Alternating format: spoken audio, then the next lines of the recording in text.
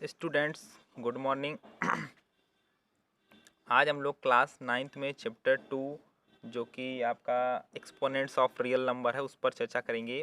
तो ये चूँकि फर्स्ट वीडियो है चैप्टर का, इसलिए इंट्रोडक्शन पहले क्लियर करते हैं। वैसे तो ये चैप्टर हम लोग 7th क्लास से पढ़ते आए हैं, लेकिन यहाँ पर है कि form of a to the power n, किसी नंबर को अगर a to the power n के फॉर्म में हम लिखते हैं तो is known as exponents form. ये किसी नंबर का एक्सपोनेंट्स फॉर्म जाना जाता है या समझा जाता है। तो फॉर्म आप समझ गए होंगे, जहाँ पर दो कंटेंट है ए और एन, यही चीज़ समझनी है।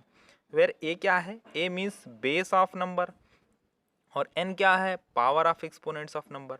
अब ये एग्जाम्पल के थ्रू ही हम समझ सकते हैं कि किसी नंबर को ए टू दी पावर एन में हम कैसे कन्वर्ट करते हैं।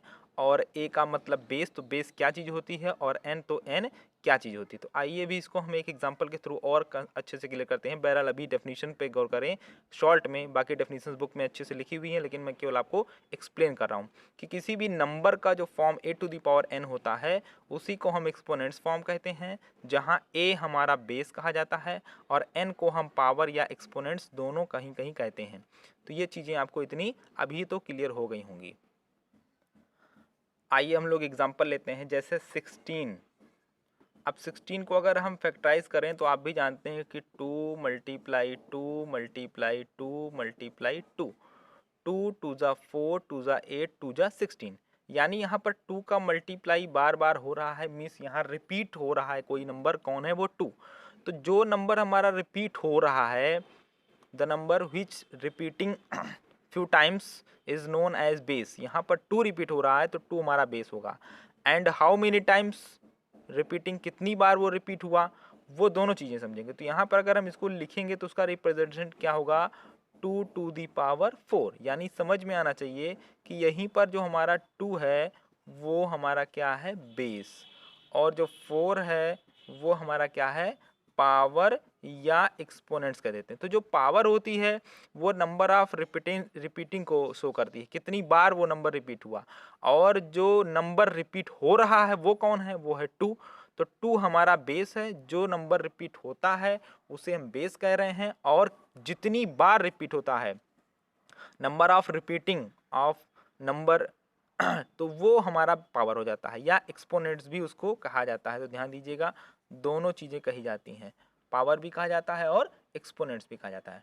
तो आइए इस पर हम लोग कुछ इसको इस चैप्टर में या आपके सिलेबस में क्या क्या चीज़ें आपको पढ़नी है, तो वो सबसे पहले है आपके कुछ लॉज या कह सकते हैं प्रॉपर्टीज़। तो अब हम लोग इनकी प्रॉपर्टीज़ को, एक्सपोनेंट्स की प्रॉपर्टीज़ को या लॉज को वन बाय वन देखेंगे। हाँ, तो एक्सपोनेंट्स के जो लॉज होते हैं या प्रॉपर्टीज होती हैं, उनमें सबसे पहला रूल क्या होता है उस पर चर्चा करते हैं। आइए, if a is any real number and m and n are integers. ध्यान दीजिएगा, तो क्या रूल कहता है? तो ये फर्स्ट रूल के अकॉर्डिंग ये बनता है कि a to the power m multiply a to the power n. ध्यान दीजिएगा, दो एक्सपोनेंट्स हमने लिखे हैं, दोनों में बेस सेम है और पावर्स हमारे अलग अलग m और n है, जिनका इंट्रोडक्शन आपको दिया जा चुका है, बोथ आर इंटीजर्स। तो ऐसे केस में अगर हम दो एक्सपोनेंट्स का मल्टीप्लाई करते हैं तो इनका रिजल्ट्स क्या आएगा? इनका रिजल्ट्स आएगा a to the power m plus n। यही हमारा फर्स्ट लॉ है। तो आपको समझना होगा, जहाँ पर a क्या है? रियल नंबर है, देख रहे हैं दो एक्सपोनेंट्स का मल्टीप्लिकेशन कर रहे हैं, प्रोडक्ट कर रहे हैं, और इनके जो पावर्स हैं यानी एक्सपोनेंट्स हैं वो कैसे हैं? वो हमारे इंटीजर्स हैं। तो अगर वो इंटीजर्स हैं तो a multiply M, sorry a to the power m multiply a to the power n, यानी दो प्रोडक्ट्स कर रहे हैं एक्सपोनेंट्स के।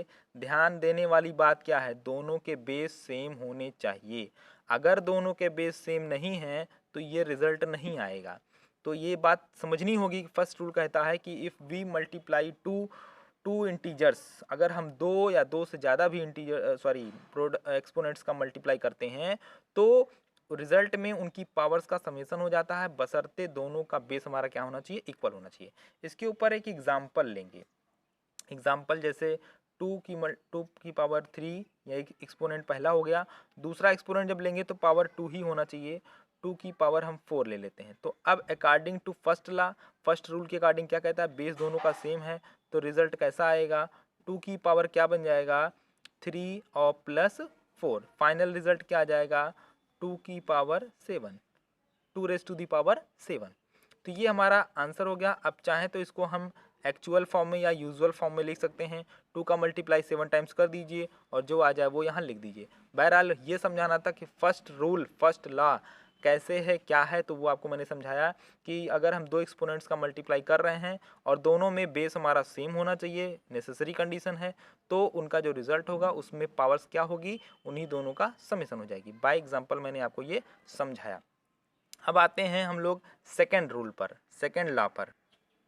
हाँ, तो सेकेंड लॉ के अकॉर्डिंग क्या होगा, इंट्रोडक्शन कंटेंट वही होंगे, ए कोई रियल नंबर है, एम और एन हमारे इंटीजर्स हैं। लेकिन अब हम लोग प्रोडक्ट के बजाय क्या करेंगे, डिवाइड करेंगे। तो डिवाइड करेंगे means a to the power M divided by a raise to the power N. तो डिवाइड करेंगे तो क्या रिजल्ट आएगा, तो रिजल्ट में पावर हमारी सब्ट्रैक्ट हो जाएगी। ध्यान दीजिएगा, हमें न्यूमिनेटर की पावर में से डिनोमिनेटर की पावर हमेशा सब्ट्रैक्ट करनी है, वो चाहे किसी भी ऑर्डर में हो। कभी कभी लोग सोचते हैं कि ये बड़ा है ये छोटा है, हमें बड़े छोटे से कोई मतलब नहीं है। पावर ऑफ न्यूमिनेटर में से ही पावर ऑफ डिनोमिनेटर को माइनस करेंगे। क्यों, क्योंकि इसका सेकेंड फॉर्म ये भी होता है, आप समझते होंगे, a to the power m upon a to the power N. तो चाहे आप ये वाला फॉर्म लिखिए चाहे आप ये वाला फॉर्म लिखिए, दोनों एक ही बात है, इसलिए रिजल्ट यही होगा। तो यहाँ पर रेशनल फॉर्म नजर आता है न्यूमिनेटर अपॉन डिनोमिनेटर। तो ये m क्या है, पावर ऑफ न्यूमिनेटर, ये n क्या है, पावर ऑफ डिनोमिनेटर। तो ये ध्यान देने वाली बात है। आइए इसको भी एग्जाम्पल के थ्रू क्लियर करते हैं। जैसे एग्जाम्पल अगर हम लेना चाहें तो एग्जाम्पल क्या हो जाएगा, 2 की पावर 4 डिवाइडेड बाई 2 की पावर 2। ठीक, तो अब रूल के अकॉर्डिंग क्या होना चाहिए, रूल के अकॉर्डिंग जो भी आपने देखा कि 2 की पावर बेस वही रहना चाहिए, पावर सब्ट्रैक्ट हो जाएगी। तो 4 माइनस 2 यानी कितना आ गया, 2 की पावर 2। एक और एग्जांपल लेंगे, एक एग्जांपल ये लेंगे हम कि 3 की पावर 4 है और डिवाइडेड बाई 3 की पावर हमने 10 ले लिया। अब यहाँ क्या था, पहली पावर ग्रेटर थी दूसरी पावर स्मॉलर थी, लेकिन हमने यहाँ पहले को छोटा ले लिया बाद वाले को ग्रेटर लिया।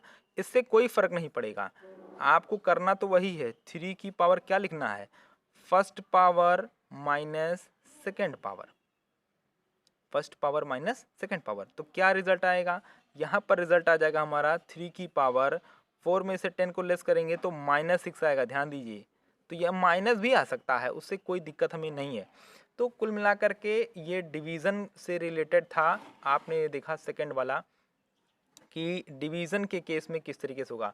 तो a to the power m हमारा फर्स्ट एक्सपोनेंट है, a to the power n हमारा सेकंड एक्सपोनेंट है, और डिवाइड करेंगे तो रिजल्ट हमारा a to the power m minus n बनेगा, जिसका सेकंड रिप्रेजेंटेशन ये भी हो सकता है, लेकिन रिजल्ट यही आना है। और एग्जाम्पल मैंने आपको यहाँ लेकर समझाया कि ये फर्स्ट एक्सपोनेंट था, ये सेकंड एक्सपोनेंट था, और मैथमेटिकल ऑपरेशन हमारा डिवीज़न था।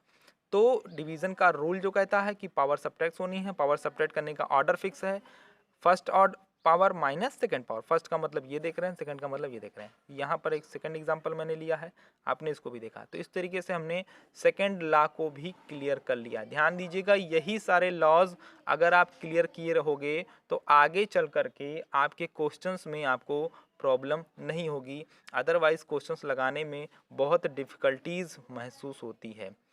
तो फर्स्ट वीडियो में इतना ही, आगे के प्रॉपर्टीज़ को हम लोग नेक्स्ट वीडियो में देखेंगे।